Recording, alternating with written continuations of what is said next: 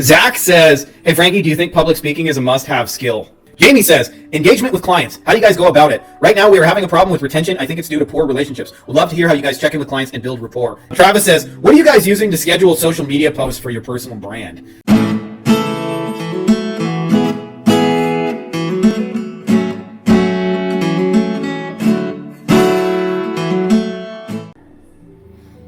Are we live? There we are. There we are. Welcome to the show, guys. Firstly, I just want to say, like, I say this a lot, but I mean it. Like, you guys are kicking ass. The things you guys are building are super, super cool, super interesting to me. I love the guys, the fact that so many of you guys are loyal and follow the show and love checking out the good stuff. And I love seeing what you guys are building, and the questions just keep getting better and better over time, which is a testament to you guys and the fact that you guys are progressing. Couple of quick announcements just before we get rocking and rolling. Thing number one is we are partying it up in Mexico. Like, to be honest, it's going to be the coolest time ever. At least for me, when you're around like-minded people and you get each other and you can share all the struggles, the challenges, the hopes, the dreams, the goals, and actually get real solutions, and then have a good time while you're doing it and going to some amazing beaches, eat some great food and all that. My baby is crying in the background. That is part of the ambiance, but mommy's on that, so that's good. And then also, for those of you guys who are interested, let me actually just put up a few details. I'm harping on this because, shockingly, we are not 100% full. We are getting there, but we are not full. I thought we, just from the number of you guys who told me you could not wait till we had the next one, that we'd be sold out. But I know there's other challenges, logistics, timing, all that. But I would love to see you guys. So I'm going to put a little document above if Google Docs would load. Wait for me, come on. There it is. Okay. I'm going to put that in the comments below. And for those of you guys who are interested in checking out the Mexico deets, I'm going to put that right there. Type that in the comments. Mexico deets, not even capitalized. There we go. Man, the number of random phone calls I get from random phone numbers in Mexico.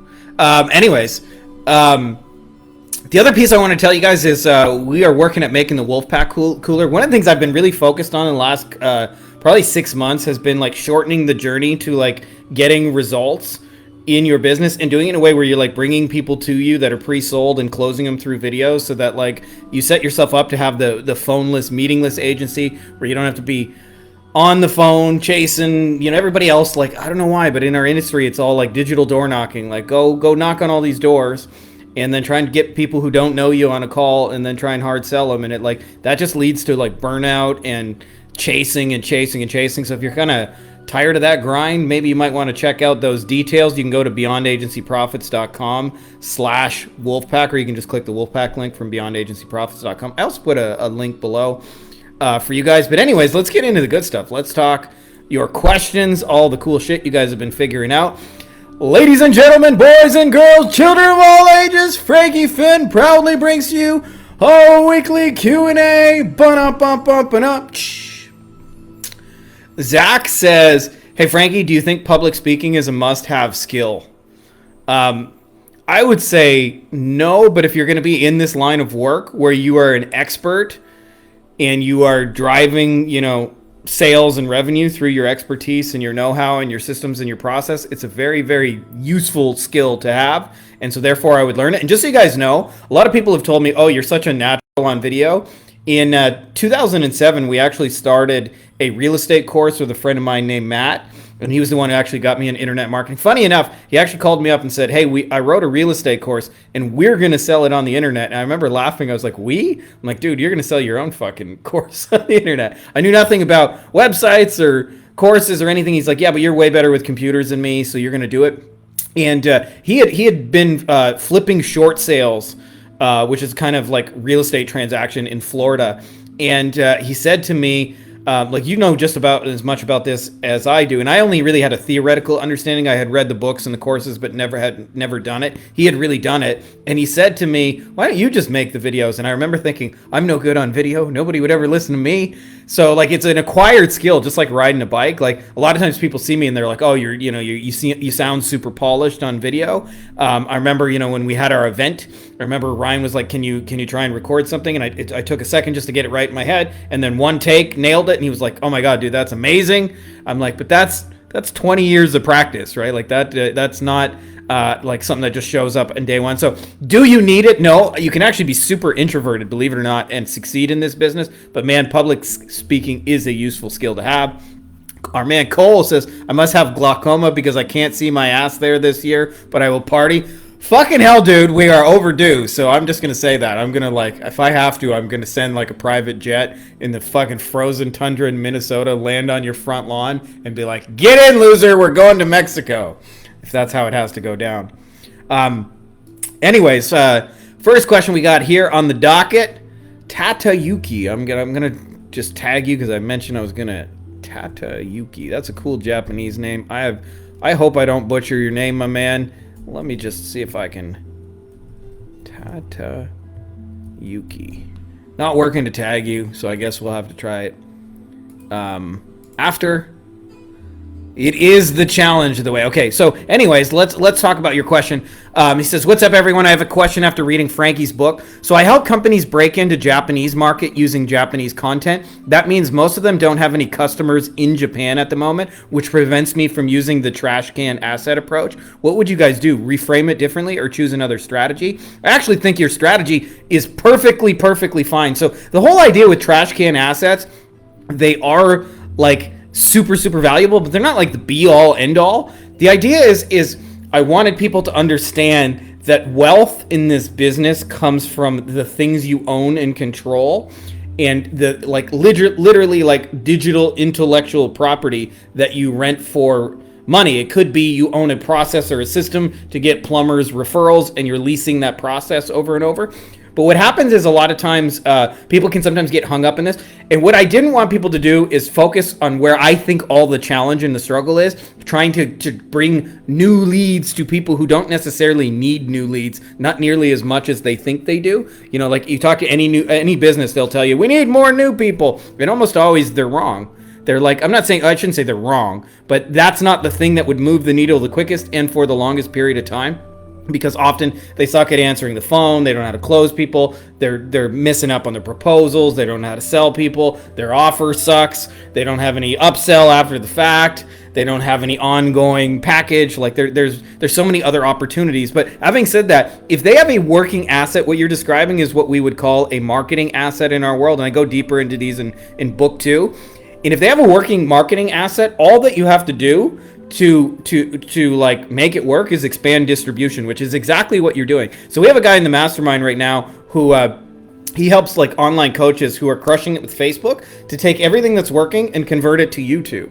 And it actually is almost a cheat code because everybody else struggles with trying to get the ads to work, trying to get the creatives to work, trying to dial that process in. But if you actually start with something that's already proven, that's already working, and then you're simply adding new distribution to it, it's like a cheat code because it's pretty much guaranteed to work. It's not 100 out of 100, but it's like 98 out of 100 that those work because all you're doing is taking something that's proven and bringing it to new distribution. Almost always, like people are people, it tends to work. Sometimes there could be nuances, like the Japanese market may not respond the same way. But having said that, you're taking an asset that already works and just giving them more distribution. So I'm all for that model. I wish more people would do that instead of thinking we'll get you more leads and more sales and blah blah blah. It's like, hey, you got this thing that's working over here. If we bring it over there, chances are it'll work over there as well.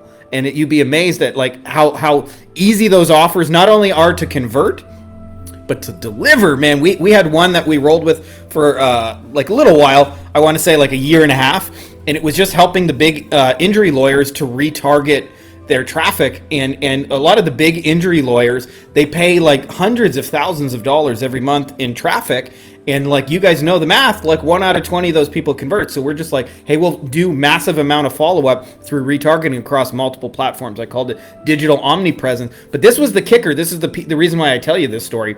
is we didn't write any of the creatives. I took their best testimonials and their best reviews and all their best videos that they ever made, and we just organized it into a big marketing campaign and then just lead with all their best stuff. But there were actually no creatives at all to come up with. The biggest thing was just like kind of organizing it in campaign structure. And so a lot of times, like, if we take 3 hours to set that baby up, which is a lot of time to set up a campaign, but once it's set up, like, I haven't touched those. I've got some right now that are still with me on those retargeting things. I literally have not even like checked the campaigns in 3 years. So like, that's a pretty massive accomplishment when you think about in the world of paid advertisements to not even have like had to update ads in multiple years, right? But the thing is, there's enough assets in flow that we can, and they're always driving new traffic. So they're like, there's 20 different testimonial videos it cycles through each time in the ad platform. And so the ads are always new to somebody and they're always seeing something different than they saw before. And it's just organizing their best stuff. So this is a cheat code. It's like clients don't recognize they have assets. So if you can take those assets and then give them new distribution. And then the other thing is, just by doing what you're describing, you're gonna do something that a rule that most people break. And the rule they break is they try and convert. They try and take unproven offers and convert it. So like, if there's a plumber who's never really had success, you're going to try in and go in and generate leads for them, and they may not have any history of success. If you're taking an asset that's already proven and working, you start with a working offer. Like that, like, makes things a lot easier, and all you got to do is take that working offer somewhere else. So I think that's kind of a cheat code. So I would suggest, like, for those of you guys who are looking for less struggle, think about like clients who are successful and have working shit. How can you get more mileage out of their working shit? And you'll come up with like easy to sell, easy to deliver offers, because like in the case of, let me get your name right, Takayuki, you don't even have to come up with new shit. You don't even have to come up with new shit. That's the amazing part, right? And you have a high degree of certainty it'll work. So I hope that's helpful to not only you, my man, but to anyone else who's watching this. Hetty, our man Hetty says, hey, Frankie Fihn, I want to know about the shoe stores of a local business that sells smartphones. I've thought a bit about this, and I believe delivery companies might be the solution. What do you think? Your opinion is very important. Thank you for your invaluable support. Your expertise and efforts have truly made a difference. Appreciate that, my man. So for those of you guys who are not familiar with my shoe store concept, it's a metaphor that like a lot of people give me credit for, but in truth, it's actually a Dan Kennedy concept. And I'll tell you, when I first heard this, like something in me clicked. Dan Kennedy says, when you're selling shoes, your first instinct is to try and sell shoes to somebody who's barefoot because they logically need it. But actually what you want to do is sell shoes to somebody who has 200 pairs of shoes in the closet. And so like, if you run with that metaphor, if you're selling marketing services, your first instinct is to sell marketing services to clients who need it instead of clients who are already paying for 20, 30, 40 marketing services already. It sounds like very counterintuitive, but once you get it, you stop trying to convince people to wear shoes and you start just focusing on the ones who already are and showing them better, faster ways. And it's so much easier because you don't have to convince them to spend money. They're already spending money. You just have to convince them you got a slightly better way, I run faster than your current bear kind of situation. The other thing is, I was listening to a thing by Perry Marshall. He had a live event and he was saying, I'm going to show you 80-20 right now. And he said, everybody stand up if you own a pair of shoes. And of course, everybody in the room owns a pair of shoes. Nobody's there standing barefoot, literally, so they stand up. Then he said, stay standing if you own 2 pairs of shoes. And like, half the room sits down. I'm one of those dudes. I got 2 pairs of shoes, right? Like, that's how much of a baller I am. Then at some point, he says 5 pairs of shoes. And again, like percentage of people. And he just kept getting bigger. And there was one person in the room who literally owned 200 pairs of shoes. And they were standing there like, that's who you want to sell shoes to. Not everybody else in the room. That person right there, right? So the reason I mention this is Hetty is getting the idea is once you recognize this, you realize that you can network with the other sources where they literally buy shoes. So it'd be like if you sell Reebok shoes, the best place to sell Reebok shoes is at the Nike store because it's proven people who buy shoes. The person who's going to buy 200 pairs of shoes is also buying for your competition. And so like you understand that you don't see them as competition, you see them as collaboration. Now in your case, you're selling smartphones. So you have a mass market product, which means like the number of shoe stores you have is way, way bigger than say, I'm trying to find lawyers who spend on advertising. So what I would do if I was trying to reverse engineer it with it, and this is like taking the guesswork out of it, is I would take a few of the clients who bought phones from you already, and I would click on their social media profile and take notes of all the other shit they're buying, because that's where the shoe stores are. So if you see them at a restaurant, like, make note of that restaurant. If you see them like, hey, I went on a trip somewhere, make note of that trip. If you say, hey, I'm just getting my house redone by J&J Roofing, then pay attention to that. I don't know what those things are until you do the due diligence, but it's easy to find out what else people are buying. It's not hidden at all. It's like right out up front in the social media world. And I'll give you an example of how I've heard this used for customer service. Gary Vee was talking about Wine Library, and he said he just showed up at the office. A new customer had joined and bought 6 cases of wine. He clicked on their profile. They were from Chicago. And he found out they were a huge Chicago Bears fan. So he got a jersey of their quarterback and sent it to them and said, hey, we appreciate you giving Wine Library a try so much that here's a complimentary Chicago Bears. And of course, it's a personalized gift because the guy actually was a Chicago Bears fan and went to all the games and all that. But of course, it's right up front there on social media. It's not hidden. So what a big part of this is, you want to play offense on it and not try and like wait for people to tell you what else they're buying. Like, click around, see what else they're buying. And then inevitably, when you start seeing patterns, those are the must network shoe stores. Like, let's just say you find out they're all getting their service contracts from like the Fido store down the street or whatever. Like, that's a must-know contact. And then you get strategic about it. Instead of just like randomly networking and trying to get anyone and everyone to buy your shit, you're like, well, all my customers are already going to this other place. Like, it seems to have like a synergistic relationship. How can I contribute to them and have them contribute to me and make us both better off for it? And you approach them in the spirit of collaboration, trying to create win-wins. And you'll be amazed that like 5 minutes of digging on social media, you'll have the answer. And it's like, it's not hidden. So I hope that's helpful for you, brother. I don't necessarily know what the shoe stores in your industry are, but I don't think it would take more than 5 or 10 minutes to figure it out. Mike says, retargeting question. Anyone seen this before? Goal is to start warming up people with 2 sequential videos and retargeting and make an offer to people who have watched more than 25% of video 2. Video 1 for top of funnel is getting good cost per video views and has built a 5K custom audience. Watch more than 3 seconds of video 1. But ad set 2, which is targeting anyone who watched more than 3 seconds of video 1, doesn't appear to be delivering. So chances are, like, it's just an issue of like the size of your targeting audience is not yet big enough. Usually you got to have at least 1,000 people in a custom audience on Facebook before it'll start showing ads. But that strategy is proven. And I'll tell you, for a lot of years, just so you guys know, I used to laugh at branding motherfuckers, like, for real. I used to think branding was the dumbest thing in the world. Branding is a way I used to think to rip people off, like, hey, we're going to run a billboard ad that has no call to action, and you're going to give us a bunch of money, and then hopefully you get some sales out of it, but there's no way to track and measure it, and blah, blah, blah. And I used to think that was the dumbest stuff in the entire world. And only direct response stuff mattered, where you say, hey, click the link below and register, and then you can measure like what percentage of people registered and actually like measure like return on revenue. And what I realized in there is that brand is actually the smartest long-term play you can do, and I wish I had known this sooner. And so what I realized is a lot of internet marketers are like dudes who, like, imagine you go on 4 dates with a woman and you guys end up sleeping together on date 4. Internet marketers are the type to go, well, I wore a blue shirt on date 4, so I should always wear the blue shirt because that's the thing that'll always get you the action. And in reality, like, the truth of it is they were affected by what happened on date 1, all your conversations in between, date 2, date 3, and date 4. Like, there's a buildup before they reach the point of that. And there was a relationship built. And I think for our kind of stuff where it's like expertise driven, I have not found anything better than that. And the reason I say that is the longer I do this, the more I think that's like one of the most valid strategies. So what they're doing is they're putting a Facebook ad with a video, and then they're retargeting people who watch a percentage of the video, and then you're using the metrics to tell you who's engaged. It sounds like really, really simple, but you'd be amazed. People don't actually do that in the real world. And so I think it's a great strategy. In your case, it probably just isn't delivering enough yet because you don't have enough people in the audience size. But the strategy itself is like rock solid, because what happens is anybody who shows interest in that first date, you create a second, in a third, in a fourth, and so forth. And so it just works, my dude. Keep at it. That's all I would say.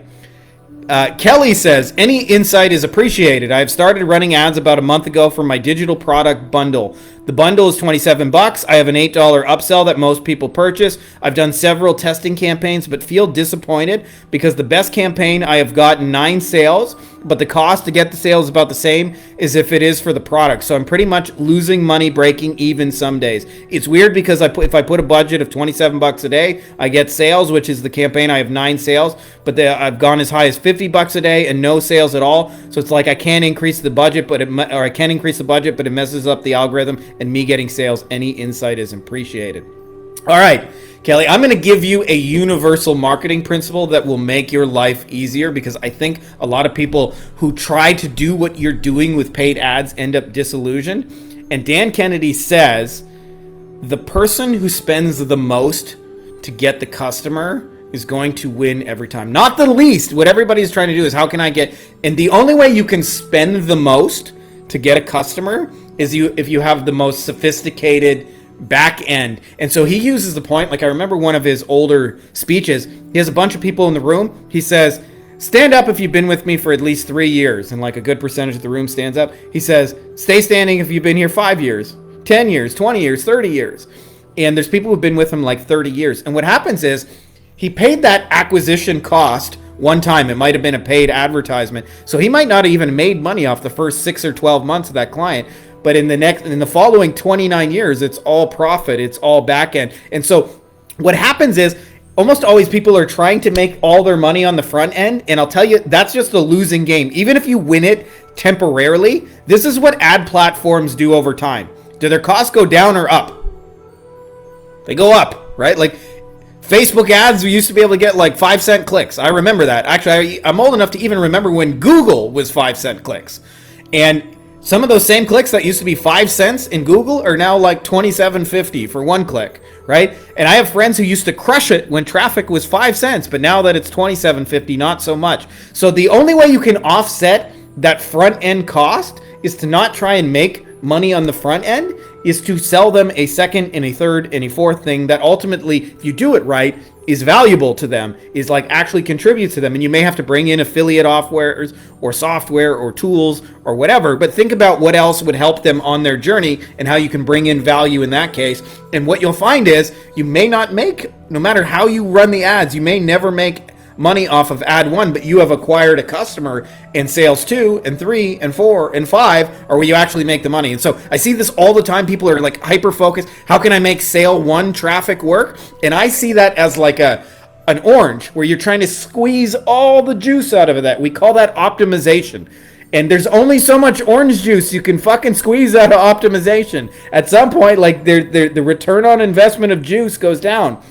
What you need is more utilization. How can I better use this customer audience I've built? And utilization is like, well, if we take this little seed out of the orange and plant it, we can have a whole nother tree, and that makes oranges, and that second tree costs us nothing.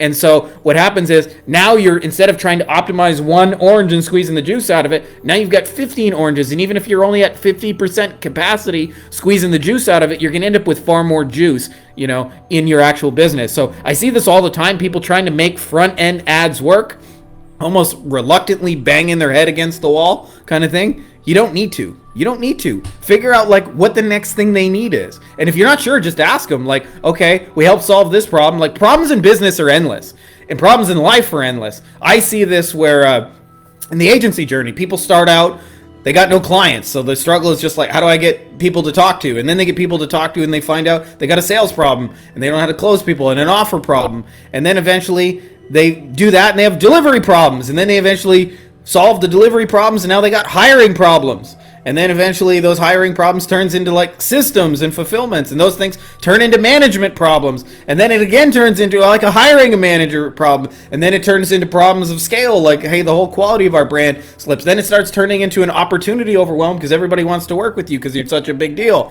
And like on and on, like the problems never end. So understand that your customers, like there's something else that they need. Find out what it is, give it to them, and give them the best version of it, and like create the best offer you can possibly make. And what'll happen is, all of a sudden you'll be able to spend the most amount of money you need on traffic, whether that's $27 a day, $50 a day, or I even know people who spend like $300,000 a day on traffic on the high end. I'm not saying that's normal or typical, but I've got some friends that do those kind of things. And if you have a sophisticated enough backend, you can spend $300,000 a day going to go get your sales. Jamie says, engagement with clients. How do you guys go about it? Right now, we are having a problem with retention. I think it's due to poor relationships. Would love to hear how you guys check in with clients and build rapport and so on. So certainly what you mentioned is part of the equation. And I give an example of this in the book, by the way, which is where we used to live in Mexico, like which is very close to here. It's like an affluent area of like mostly like rich Mexican doctor, lawyers, and like retired Americans and Canadians for the most part. It's like a 50-50 mix of those things. And I remember talking to my neighbor, and I was just making small talk, and I was like, "Hey, that's a nice house you got." And I was like, "How was it?" And I remember his answer really surprised me. He said, "The worst fucking experience of my entire life." And that like really caught me off guard. I was like, "The worst fucking experience of your life?" And I said, "Why?" And he said, "Well, I ended up sending my life savings to a stranger in Mexico for this house, and then radio silence. I didn't hear from anybody." And he said it was like months and months. Nobody returned my calls, no anything. And I said, "What happened?" And he said, "Well, eventually I got some documents in the mail. It was like 6 pages of documents, and it was in like very technical Spanish, and like I couldn't easily translate it, so I didn't even know what it said." And I said, "Then what happened?" He said, "Oh, 6 months later I came down here to Baja." Now he bought this house sight unseen, which means he literally sent his life savings to a stranger in Mexico and then thought he got scammed. And so when he came down, I said, "What happened with the house?" And he said, "Oh, the house was built perfectly, right? The walls, the electrical, everything was per specs. He got a beautiful house." But in that gap, because there was no communication, like he had no idea what was happening. All that happened is he stressed and worried and was anxious about it. And so 50% of your job is that, and 50% of it is building the house. So communication is absolutely one of those things where client leaves. I made a list of this because I wrote a post of this before. Save this one, so I'm going to check out the phone for this baby for a second. So one of those things is reasons clients aren't staying. And I'm assuming, by the way, as a baseline that you guys are getting some level of results. So like if you're generating leads for clients, they're actually getting leads. If you're selling them a website, you're actually building the website and doing what you said you're going to do. If you're doing SEO, you're getting them at least some rankings. So if that's the case, the reason they're leaving is usually comes down to one of 6 things. Thing number 1, as we just mentioned, you're not communicating frequently enough, especially in the beginning where they trust you the least. That's reason number 1 they'll leave is you're building a perfect house, but they're not informed about that process. And so they just fill it with fear and worry and anxiety. Number 2 is how unique your offer is and how difficult it is to replace you. So there's a company in the legal space called Alert Communications, and this is their business model. They are a VA agency, and all they do is lawyers can usually answer the phone Monday to Friday, 9 to 5. They have somebody who answers the phone, but at 5:01 that person goes home. Until the next morning, people still call, and they also call on weekends. And so Alert Communications, you can pay them like, I don't know, $5 or $10 a call, and they'll take calls for you. They take down the person's information, and they say the lawyer will call you back in the morning. They're an okay company. They're not like terrible, but they're certainly not very good either. They don't like close calls or anything like that. All they do is just take down information and pass it along to you. They're a $100 million company. And the reason they're a $100 million company is because it's a unique offer. Nobody else is doing that. And so it's not easy to replace them. I'm sure somebody will come in and eventually try, but in the meantime, they're the only ones doing it. So one of the reasons you don't get fired is simply because there aren't a lot of people doing what you do. And the flip side of that is if you're doing something they can get like 100 different places, then you're going to have to look over your shoulder all the time. So I like coming up with offers that are unique, so that not just so that they're easier to sell, but they're harder to fire you with. Obviously, the results you get, like goes without saying, like if a client's making money hand over fist from your service, you're probably going to have a harder time getting fired. The fourth, nobody talks about this, but this is a part of communication, how you set and manage expectations. So like, I heard a lawyer explain this to me really simply, and it's very true in our industry as well. He said, if I tell a client, I think we can get a $15,000 settlement and we get $10K, then he thinks I'm the worst lawyer in history. And if I tell him I think we can get 10K and we actually get 15, he thinks I'm the best lawyer ever and I got him 50% more money than he's expecting. In both cases, the client has no idea what to expect. They don't know the process. And so it's based on the expectations you set. And so what most marketers do in our world is they make big assholey promises that can't be fulfilled. And I suggest the opposite of that is true, is you want to make small but meaningful stuff that you can actually fulfill on and even over deliver, so that it's like, hey, I promised I'd bring you one person by Friday. I actually brought you two. Like, holy shit, you just over delivered by double, right? So you want to set the expectations, probably about 50% of what you can actually do.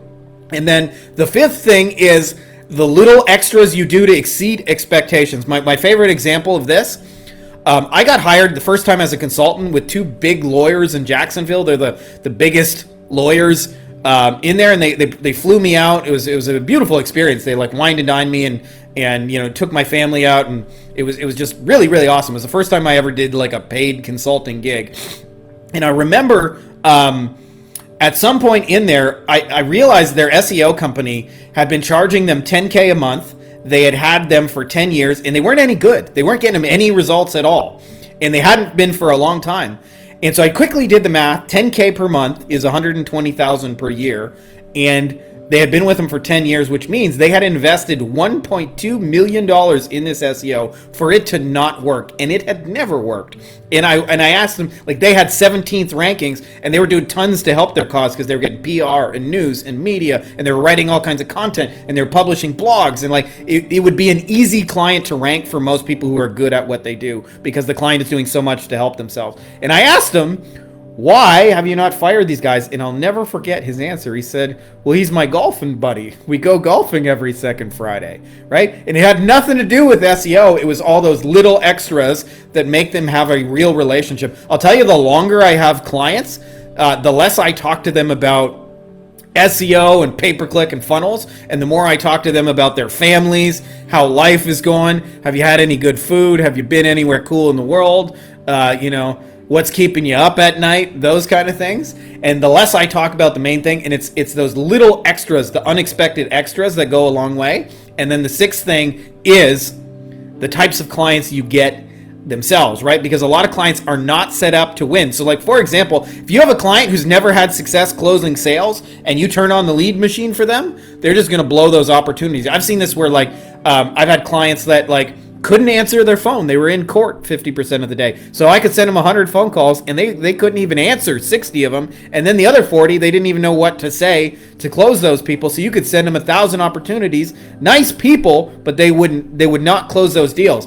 The flip side of that, I've also had clients that their entire team was trained on consultative sales. They've brought in the best consultants. They have scripts, they have processes, they have CRMs to track it. They have follow-up protocols and things like that. You send them a lead, they'll message you, hey, we just closed 3 of your leads today. So this is my way of saying the types of clients you bring into the system determines who stays, and almost always it's the clients who are best suited to use your stuff. So just to recap, if you're trying to keep people, how you communicate with them, how unique your offer is and how difficult you are to replace, what results you get, how you set and manage expectations, the little extras you do, and then lastly, the types of clients you pick and ultimately decide to work with make a big difference. And last question we got, if you guys got any other questions, now would be a good time to type them in, because after this question, I'm going to skedaddle unless there's something you guys wanted to get covered. Travis says, what are you guys using to schedule social media posts for your personal brand? So this is a little bit counterintuitive, my man, but I do not schedule anything other than our videos, because videos require editing. And so we're probably about 30 days out on video, but I'm just looking for good shit to share. And so what happens, I'll tell you why I don't schedule it in advance. And the reason is very simple, is because I think if you try and schedule too far in advance, you will lose like your sort of pulse on the market and what's actually happening, because things are always changing. Like there could be a new AI tool that goes haywire and everybody's interested, or like, you know, a couple weeks ago, like Russell Brunson had some controversy. All of a sudden everybody's talking about Russell Brunson. If your stuff is scheduled 90 days in advance, you don't get to capitalize on those short-term spikes of what everybody else is talking about. Why? Because like you're not dialed into it. And so I'm not against like scheduling stuff in advance, just too far. I think 30 days is a good optimal amount to be ahead, but too far, and you start talking about only the things you want to talk about and not, because it's always like see how it's received by the audience and make adjustments, and you're always using data to adjust, like, hey, that thing got a very like heated response, and like obviously the things that get the heated responses you want to talk more about, and the things that don't, like, move away from those. Although having said that, sometimes it's not purely about like how much response you get, but the quality of the response. Meaning if people give you a golf clap and that's nice, that's cool, but at the same time it's like that's not as nice as like when people say, I want to buy that, and I'll give your credit card. Hey Eddie, I actually just answered the shoe store of a smartphone app, so I'll tag you and you can check out the replay on that. But there's a really simple process you can use to figure that out. I don't necessarily know what it is offhand in your market, but I know how I would figure it out, and that's just as good. Hello. Can you guys just take it easy just for a minute? Daddy will finish this recording. My girls have showed up to crash the party, which is, by the way, why I don't do a lot of stuff live and pre-recorded, because I don't want to risk you guys having a naked toddler coming through the video, which is always a possibility. My sweet little bees. But having said that, Hetty, like the short version is just figure out what your customers are already buying, and the way to figure that out, click on their profiles and just look at it. Like it's not hidden there. Hello, Zelda B. Drew says, hey man, working on a few potential Rev-Share deals so I can afford a family trip for 4 to La Paz in a few weeks plus a Wolfpack. First call is tomorrow with a coach that has about 20 years in the industry. His highest ticket product is a 2 to 5K in-person workshop. He wants more calls to close for those. I'm thinking, thank you, referral campaign for a new offer for more calls, etc. But my question is, what kind of questions should I ask him on the call tomorrow to make sure I have a good overview assessment of what kind of Rev-Share opportunities might exist? Very, very simple answer to that, Drew, is if you think about the two metaphors that I typically use is if you look at a high ticket offer as a process, I like to think of it as like either like a golf course or like an American football field. And let's roll with the golf course. And what happens is there is a journey people go through. Like sometimes they'll see an ad and hire a high ticket coach immediately. I'm not saying that never happens, but almost always I would say like 95 times out of 100, there's a process. They may start watching their videos. They may join a Facebook group. They may join their email list. They may consume a few things. They may read a book. They may watch a webinar, a VSL. And then what happens is they go in that process. So the reason I tell you this, I have a lot of friends in the coaching world because I've joined a few coaching programs myself, and so I just know a lot of people from some of those programs. Like, for example, I was in Russ Ruffino's program in 2016, was where I met Ilka B, the mother of my 3 kids. So anyway, one of the things I noticed is a lot of the coaches in there, they would run ads to a webinar. It's probably the most common model used by successful coaches, and not the only one, but it's the most common one. And then what would happen is if they get 10,000 people to register for a webinar, and by the way, if they have 10,000 people register for a webinar, it takes 50,000 clicks to get 10,000 people to register for a webinar. Then what would happen is, of those 10,000 people who watched the webinar or who registered for the webinar, only like 5,000 or 6,000 would actually watch the thing they literally just registered for. So like half of the people drop off and never even see the thing.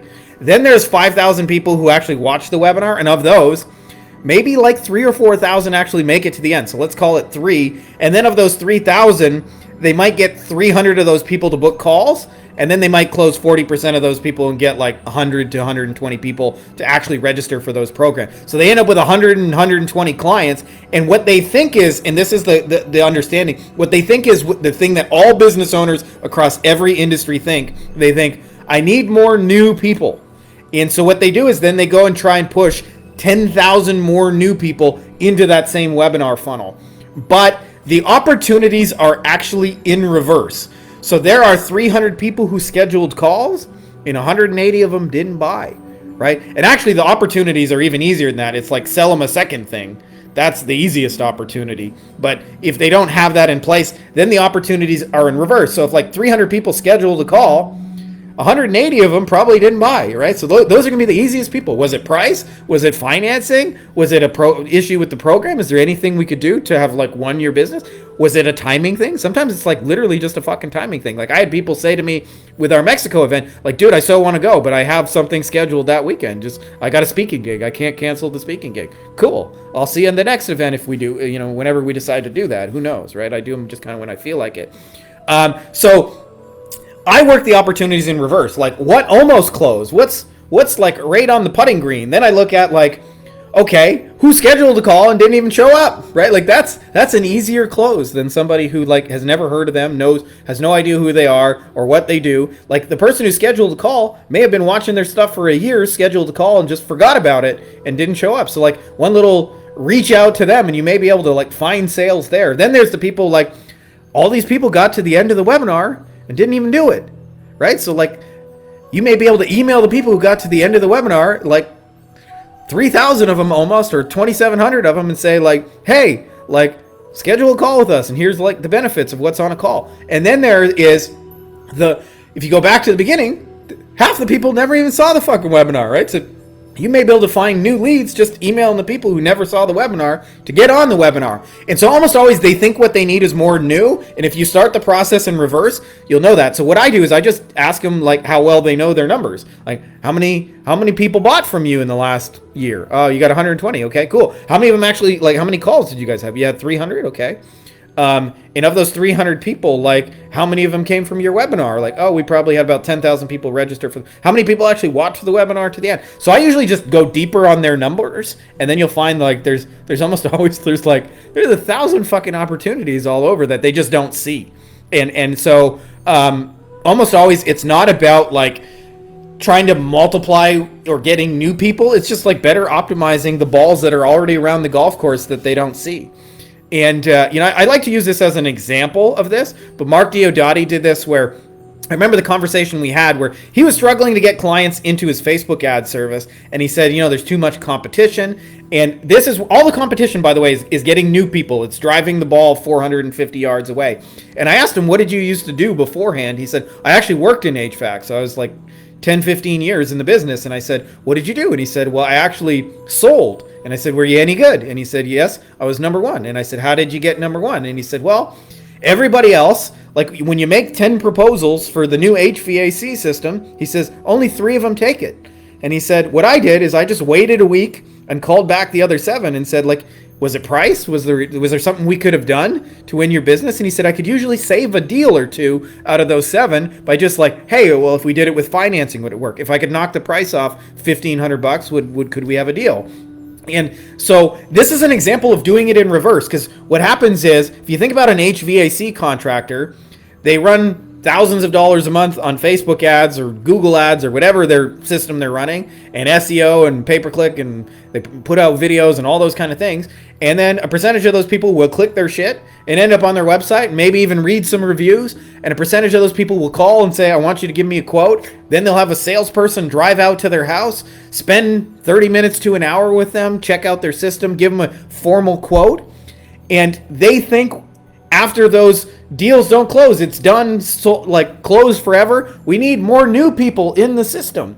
And so that's where most coaches are at. Same thing. We need more new people in the system. And so all Mark did is recognize there's an opportunity with the 7 out of 10 people who didn't close. And so he created a new close to the whole offer of like, let me just follow up with your turn downs. You normally pay a salesperson 10% on those. Just pay me 10% and I'll follow up with them. And if I find any gold in your dumpster, just pay me 10% for each piece of gold I bring you.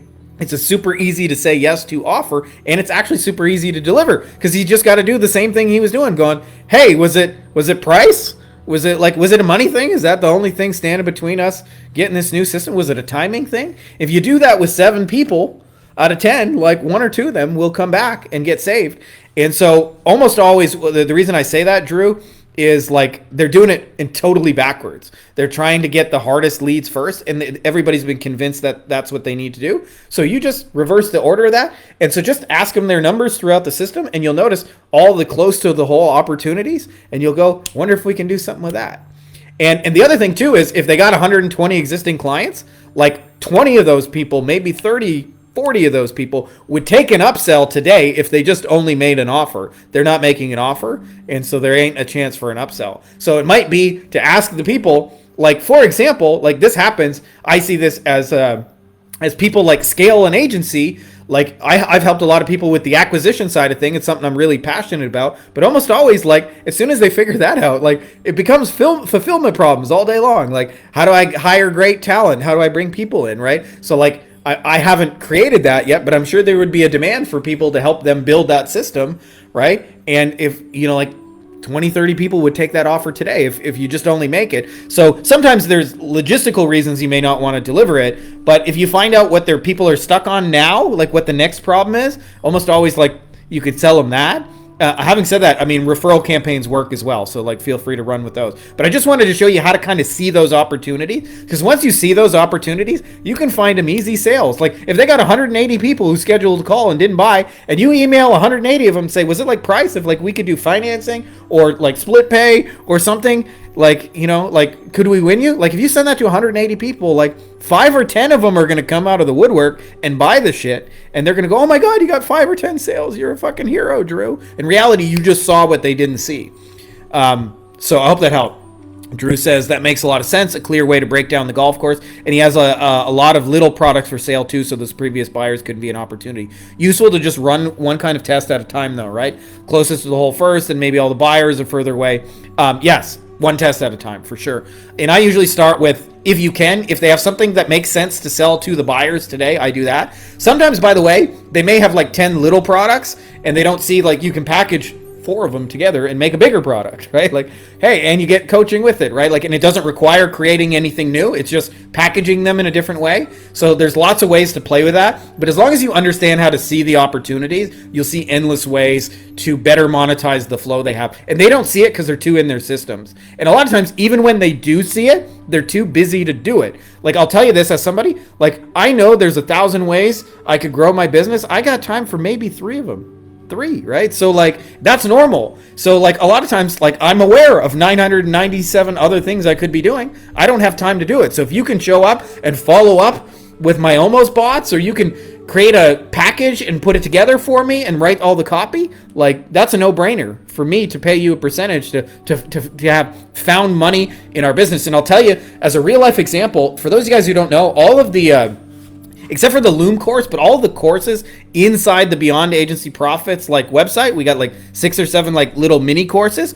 All of those except for one were created by Sam Whalen. And Sam came to me as a revenue share deal and he said, hey, how many mastermind calls have you done? And I said, I probably recorded like more than 100. I've been doing one a week for like 2 years at the time he came to me. And he said, do you ever think there'd be like a course or two or like a mini course in there? And I said, yes. And he said, well, why don't you? And I said, because frankly, like, even though I know that's true, like, I don't have any fucking time to go through and watch, 200-300 hours of my own shit and find the like golden nuggets to arrange into it. He said, well, how do you feel if I just do that for you? I'll find some tools and some scripts and some training calls, and we'll put them together and we'll package them around a central theme, and I'll write the copy and we'll create a course out of it, and then we can sell it to your own audience and we'll be 50-50 partners on it. And to me, that's a no-brainer, right? It's found money in my business that I don't have to do anything for. And so when you do that as a revenue share partner, where you show up and go, I'm going to take shit you have, package it a new way, help you make sales and get revenue, and you don't have to do anything, and there's no delivery or fulfillment, like there's no reason to say no. And obviously, like I'm an influencer, but I'm a micro influencer on the grand scale of things. There's people with millions and millions of followers that you could do this exact same thing with, and those deals could be in the millions instead of in the tens of thousands. But nonetheless, that kind of like, if you understand, they're, even when they see the opportunities, they're too busy to do it. So like once you understand that, you just like you see all the found money in their business. Like they're way too busy chasing new people. And by the way, I've been working on a one of these deals for probably a while now with like a major influencer, like somebody who's been on TV and stages all around the world. And everything I'm telling them that they could do, they already know. But they do not have time to execute it, and they do not have teams set up to do it. Again, the team is doing like 10, 20 things, but again, that still leaves 975 things they could be doing that they're not doing. And so I'm just like, hey, and this is the thing. This will blow your mind, but you can do these on these kind of like revenue share deals. I'm like, I want to sell your stuff to your people using your materials, using a media and methodology that you're not using, and you guys can just set me up as like one of your power affiliates. I'll sell your stuff, and every time it goes through, I get a little commission check. How does that sound to you? And they're like, that's a no-brainer. But to me, it's super easy to, like, they already have the courses, the trainings, the whatever you want to call it, certifications. They already got it. They already got the materials to sell it, and they already got the hungry audience. I'm just taking care of packaging it and getting it out the door and in the mail and actually following it to the end to make sales. And if you do that, like, you'd be amazed. It's like super, super easy to do. So I'm not saying, I should say it's simple to do. Simple and easy are not the same thing. Simple means there's not a lot of steps. Easy is like, if anybody could do it, anybody could do this kind of thing. I don't think it's an anybody could do it kind of thing. You have a very unique skill set in your case, Drew. But I think it's very simple. Like, there's not a lot of moving pieces to it. And that's the real magic, is that they have relationship with their audience, and they don't realize that there are people who are on the verge of buying it. I'll tell you, like, another example of this, Drew. Just give you one last example. One of the things I've been doing is I play around in my email autoresponder, and I can see that when I send out an offer, I can see who's clicked the offer 10 times. Okay? So if we're just doing math, who do you think is more serious about buying the offer? Somebody who's never heard of it before, or somebody who has clicked on it 10 times, but for whatever reason has not yet converted, right? Obviously, it's the person who's clicked 10 times. So, like, that's just one example of, like, if you understand, like, that's an at the whole opportunity. And so to me, I might just manually reach out to that person and say, hey, checking the email stats, saw you clicked on it 10 times. Just wondered if you had any questions or concerns that I can help you answer. And they may say, I was wondering if it has this inside of it. And you could be like, no, it doesn't. Or yes, it does. Or no, but you know what? I'm going to talk to the coach and see if we can include a tool for that to make it worth your while. If I can get that, do we have a deal? And they're like, yeah, if you can get that, we have a deal. Or it might be like, I can't afford this all at once. Could you do a split pay? Sure, I can do a split pay, no problem. And then all of a sudden, like, it's found money, and all it took you was like 3 fucking sentences and an email to send because you recognize where the opportunities are. So I hope that's super helpful to you, and you go make a bunch of money, and I hope to hang out with you in person sooner than later, my man. Family of 4 and all. Anyways, that looks like all the questions we got, guys. For those of you guys who missed the intro, to my shock and delight at the same time, we are not entirely 100% full for Mexico. We're probably at like 60, 70%, but that is not 100%. So I'm going to go until we're 100%. And as I mentioned, for those of you guys who saw my email, we're going to a world famous beach. And last time I had one of the best times of my entire life, like literally of my entire life. It was some of the coolest people, some of the best conversation. We figured out problems. And not only that, it was just super cool to be around people who understood one another. Because in our line of work, we're not super easily understood. Then never mind, we're going to one of the most famous beaches in the world. It's beautiful, like pictures and postcards. We got some great eats. We got a private boat. And then we even saw some like cool marine life. We saw humpback whale, and we saw some sea lions. There's no guarantees what you'll see, but you always see something. Always, always, always, always. And like, it's just a really cool way to spend a day. And that's just one of the 3 days. Plus, we're going to make some money. And I actually created some tools and resources so you can make some money even before you get to the event. So that's super exciting. So if you guys are interested in that, check the link below, because I would love to hang with you guys in person. I don't do these that often. I do them when I feel like them, and then people always ask me, like, between them, like, you going to do another one? You going to do another one? And the truth is, I just do them when I feel like them. Like, that's really it. And a lot of times, I got to get buy-in from the family because it's an inconvenience for them, because I do them at my house. And so, like, we got kids, and they got to be out of the house for the day while we're masterminding and all that stuff, so they got to make arrangements. So it's like, it's complicated on my end, even though I love doing it. So if you guys are interested in that, like, check that out. Like, it's super, super affordable. It's like $350. I know getting here is a little complicated for most of you guys. Check out some flights to Cabo, where you can get a lot of direct flights, and then Cabo has a little $30 shuttle. It's like a private shuttle. It's nice. I've been on it more than a few times, and it takes you right from Cabo Airport to downtown La Paz, in which case I will meet you personally and pick you up and bring you in the minivan to wherever you're staying. And so, like, it's not a super expensive weekend. It's super fun. I know the inconvenience of getting here is probably a little bit high, but other than that, like, it's going to be one of the coolest things you ever do, and you guys will make some money out of it and have a good time. So if you guys are interested in that, I put a link somewhere to the document. Let me just see if I can post it again real quick. Check that out. And then as well, I've been working on upgrading the Wolfpack so that you guys can do more to sell with less. And what I mean by that is, everybody else says, like, you gotta send 10,000 fucking messages and, like, cold email a bunch of motherfuckers and get on as many calls as you can get, and that's how you get successful in this business. I don't do any of that shit, and I don't think you guys need to do any of that shit. In fact, we are sending, like personally, I send about 1 to 5 messages a week, and I send them to very targeted influencers within certain industries, people who have access to, or who have their own giant audiences. It's the difference between, instead of message 10,000 people in a space, message the conference owner who has 10,000, an audience of 10,000, and give them a reason to speak on your stage, or message the podcast owner who has an audience of 10,000, instead of trying to message people 10,000 individually. And then what happens is, when we co-create stuff with them, just sharing some cool ideas with their audience, those people reach out to us and say, hey, we saw you on blah, blah, blah, and we're interested in working together. And then what I do is send them a video that, like, screens them and pre-qualifies them, and then they just go paid and I'm in, sometimes with a question or two, often not. And if that's more your style and less of the, like, grinding it out, and I'll tell you, like, for me, there's been a blessing and a curse, which is called having kids.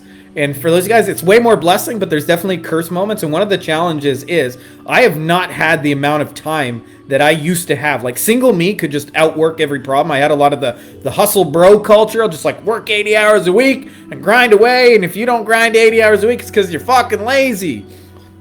Never mind, I didn't do that efficiently. Oh, my Heidi B's not feeling so good. Come here, my love. Come here, my love. She's got an owl belly right now. But, the being with these little monsters is a big part of the deal. Just lay your head on me, honey. It's okay.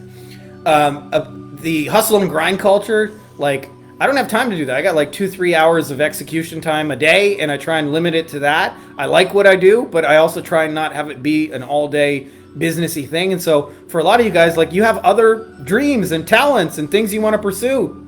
Been learning piano, like to cook, like to go places, hang out at the beach. So if that's more your style, and you like to be more strategic in the business and not do all the dumb shit, or I shouldn't say dumb shit because it's not dumb, it's more like inefficient shit that everybody else says you have to do. If you'd like to scale that way, then come hang with us. And I've made it super affordable, so you can go to beyondagencyprofits.com/wolfpack. And I'm gonna let you guys go here because I got to do some parenting. This little thing probably needs a nap too. Much love. I appreciate you guys, and may the force be with you. Hey guys, if you like this video, you'll also like my book on Amazon called Beyond the Agency Box, which you can also find by my name, Frankie Fihn, and it's got a lot of awesome reviews, and it really just goes deeper on a lot of things we're talking about, everything you need to grow and start a lifestyle agency, from the stages you'll go through to getting clients, to how to create winning offers, to high value deliverables, to wowing clients, to building teams, to building systems, and building a boring factory that's like a 7-figure money machine for you. So if you're interested, I put links for you in the video description, as well as it'll be in the pinned top comment below, and make sure to check those out.